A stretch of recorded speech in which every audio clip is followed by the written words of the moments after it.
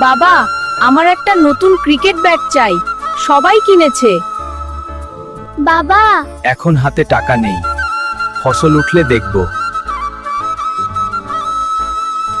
তোমার তো সবসময় একই কথা, তুমি কিছুই দিতে পারো না। ঠিক আছে, যখন আমার কষ্ট বোঝো না, আমিই চলে যাচ্ছি।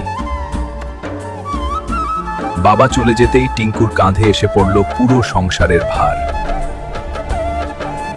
কৃষকের ছেলে হয়ে মাঠের কাজ বোঝো না, এখন ব্যাট চাও? আমি কত ভুল করেছি। বাবা, তুমি কোথায়? এক সপ্তাহ পর ক্লান্ত হৃদয় নিয়ে রতন ফিরে এলো ঘরে। বাবা, আমাকে ক্ষমা করে দাও। আমি বুঝতে পারিনি তোমার কষ্ট। বুঝতে পারলেই বাবা, সেটাই আমার সবচেয়ে বড় প্রাপ্তি।